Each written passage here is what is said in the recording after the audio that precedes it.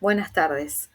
Hoy es la primera clase virtual de la materia Dimensión ético-política de la praxis docente y hoy vamos a ver el tema de inclusión y calidad como políticas educativas de Estado del texto de Gabriel Brenner y Gustavo Gali. Bueno, antes que nada, recordar un poco lo que vimos en la última clase presencial.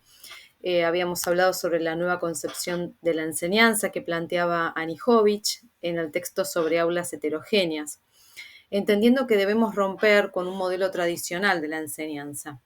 Y partiendo desde ahí es que debemos entender que no es sencillo y mucho menos inmediato transformar, cambiar algunas prácticas escolares enraizadas en décadas de exclusiones y meritocracias. Conmover prácticas institucionales implica también conmover a los sujetos que las despliegan, es decir, la disputa cultural y simbólica por una educación inclusiva y de calidad es como una condición necesaria para la construcción de una nueva escuela del siglo XXI. Y es necesario que pongamos en discusión los conceptos de calidad e inclusión en educación, que significa asumir una posición política, ética y pedagógica que las comprende como asuntos indisociables, ¿no? Como que todo va de la mano. Y aceptar una separación o una distancia entre los conceptos de inclusión y calidad no es otra cosa que naturalizar privilegios en el acceso a la educación. Lejos de concebir la calidad educativa como un atributo o un privilegio de las minorías más favorecidas, la calidad educativa solo puede entenderse en el marco de una sociedad democrática, con un Estado presente, que sea el garante del acceso, de la continuidad en el tránsito y en el egreso de los estudiantes, como también de promover propuestas de enseñanza y condiciones para el desarrollo de aprendizajes significativos. La inclusión educativa no es una mera imposición, sino un proceso en permanente construcción. ¿Sí? Como dice la diapositiva, este tiempo que atravesamos demanda de la reflexión y el pensamiento de distintos actores del sistema educativo para analizar las políticas inclusivas, a la vez que disputar los sentidos de la calidad educativa. Entonces, tenemos que entender que la inclusión debe ser, digamos, debe apuntar a la flexibilidad, a que sea permeable a realizar las modificaciones, y esas modificaciones tienen que generar transformaciones, tanto sociales como culturales, y que deben ser expresadas en las instituciones, a través de los sujetos que le otorgan un sentido, en la medida que respondan a criterios de justicia social y curricular. Bueno, en este libro el desafío es sumar un aporte a lo que, digamos, a lo que respecta a la construcción de esta dualidad, digamos, de calidad-inclusión y entender que van juntas, que van de la mano, a sabiendas de la complejidad que supone democratizar una escuela secundaria que hasta hace muy poco tiempo fue selectiva y excluyente a la vez, ¿no? Y ahora podemos mencionar justamente el tema de la Ley de Educación Nacional, la 26.206, que, bueno, gracias a esta ley es que se entiende que es un derecho social que debe fortalecer el pasaporte de ciudadanía, digamos. Es necesario entender que es un beneficio y no un privilegio, sino un derecho.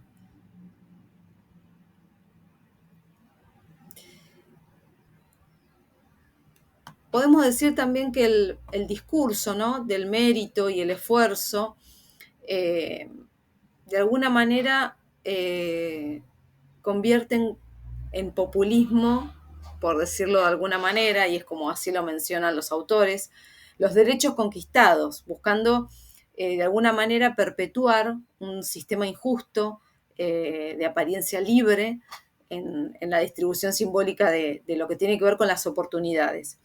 Y esta perspectiva que decimos es un posicionamiento ético, político y pedagógico, que es cuestionada también desde el sentido común, desde el discurso neoliberal y desde los sectores que aún hoy creen que un sistema educativo de excelencia es para pocos. La aprobación de la Ley de Educación Nacional, establece por primera vez en la historia de la educación argentina la obligatoriedad de la escuela secundaria. Y de este modo, a partir de esta norma, digamos, se transforma en un derecho social que el Estado debe garantizar desde la sala de 4, desde el jardín, desde el nivel inicial, hasta finalizar el nivel secundario, de modo obligatorio y gratuito.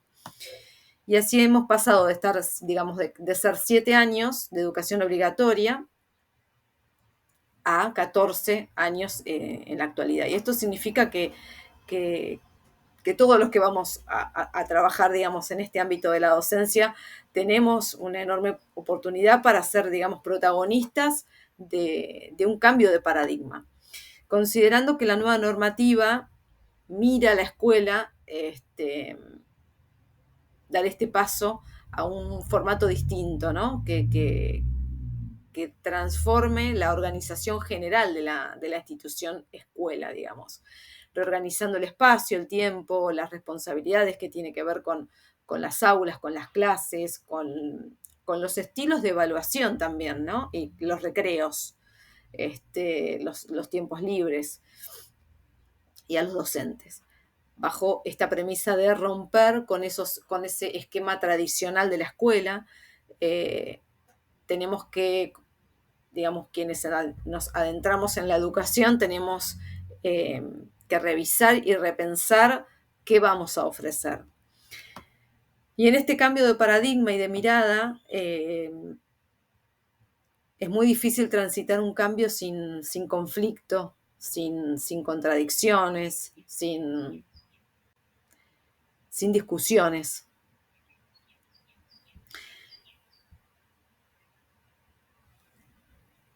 Sin la voluntad, ¿no? Sin la voluntad de buscar la forma de recorrer el camino que implica abrir las puertas de una escuela que originariamente fue pensada para una élite. Ahora es una escuela que debe sostener ese derecho de que todos somos iguales al mismo tiempo que respetados en nuestras diferencias. Y eso va a enriquecer la vida en común. Escuelas para todos y al mismo tiempo para cada uno, espacios de referencias y de identificación, de sentido de pertenencia para los estudiantes. Y en algunos sectores de la sociedad argentina, sobre todo los más populares y los más históricamente relegados, se han incorporado a la escuela secundaria jóvenes que nunca habían cursado, otros que quizás fueron abandonando por diferentes cuestiones familiares, sociales, que han tenido que salir a trabajar, o por cuestiones propias del dispositivo escolar, que han quizás repetido de año muchas veces, por dificultades en lo que tiene que ver con el desempeño escolar o en cuestiones de convivencia, de mala conducta sería, ¿no? El regreso de esos estudiantes y el ingreso por primera vez de alumnas y alumnos quizás con más edad de lo esperado, genera conflictos en el interior de las comunidades educativas. Por ejemplo, digamos que se considera que estos adolescentes, estos jóvenes, son los responsables de alguna manera de la baja calidad de la enseñanza o de la conflictividad que se viven hoy en las escuelas.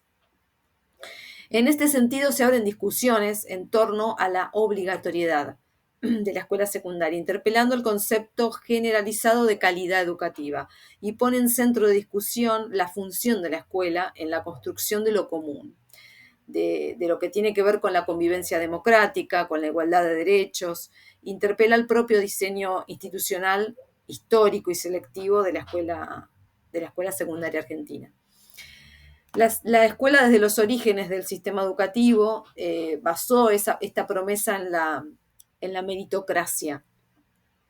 en donde se ponderaba el éxito y el esfuerzo individual y las capacidades personales, como la inteligencia, distinguiendo a los exitosos y relegando o excluyendo a quienes se alejaban de la media y la norma, ¿no? Y vemos en la imagen arriba mío, que es que es un grupo de animales, ¿no? De animalitos, con grafica, digamos, lo que sería los distintos alumnos, por decirlo de alguna manera. Para que la selección sea justa, todos tienen que presentar el mismo examen. Por favor, suban al árbol, dice el docente, ¿no? Y en este caso, obviamente, se favorece a uno solo, ¿no? Favoreciendo a una minoría, prevaleciendo esta cuestión de excluir a la mayoría y no facilitar el acceso a todos, ¿no? A la mayoría, en realidad, tiene que ser al revés.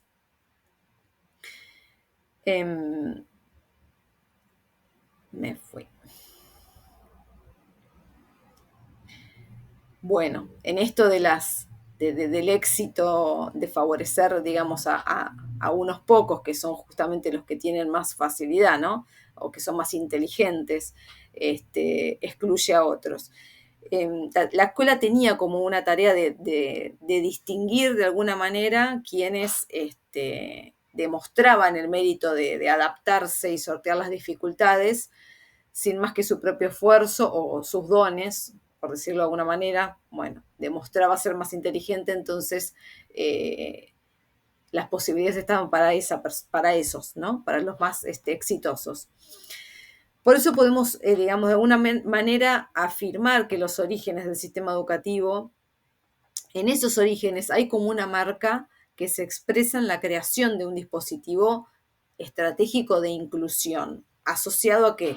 A procesos excluyentes, ¿no? Que actuaron como un rasgo,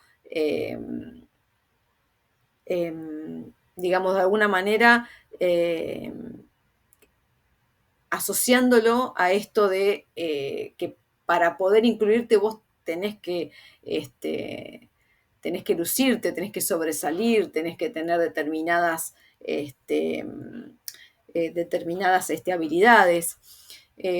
Y se produjo como un fenómeno paradojal, como mencionan los autores, en esto de la inclusión excluyente, que se convierte digamos, en un conflicto, ¿no? Que requiere un proceso de transformación, pero de verdad, ¿no? A través de una inclusión democrática que se dé dentro de las escuelas.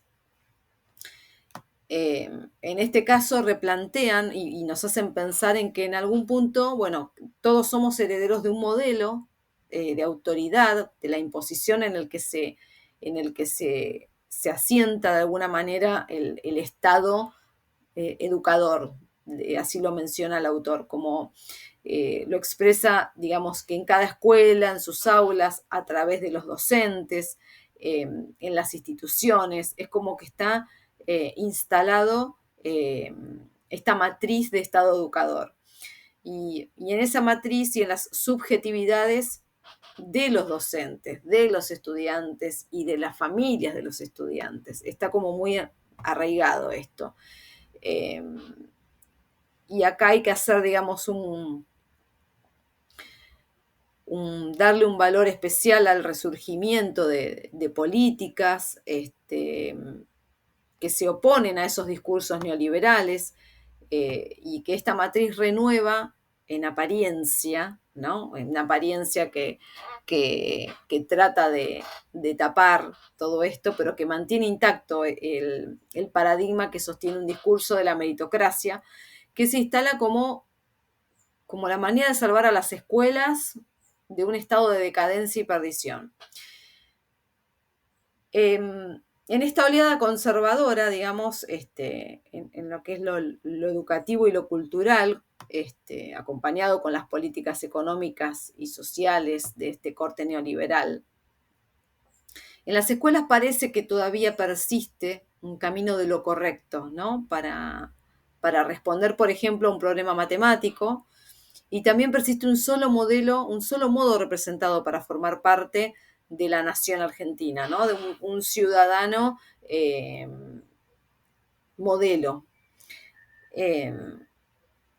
Y acá es donde aparece, podemos retomar un poco también lo de Anijovic, lo de las aulas heterogéneas que vimos en la clase anterior, y esto de repensar el modelo tradicional y poder romper con ese modelo para poder diversificar nuestras prácticas de enseñanza, y ustedes como futuros docentes de educación especial, justamente más todavía tienen que pensar en que a la hora de planificar o de diseñar diferentes propuestas y actividades para los alumnos, tienen que pensar en llegar a todos por igual, a todos pensando en favorecer a la mayoría. También hablan, bueno, en especial con estos autores, se habla de la heterogeneidad en cuanto a los inmigrantes, a los pueblos originarios.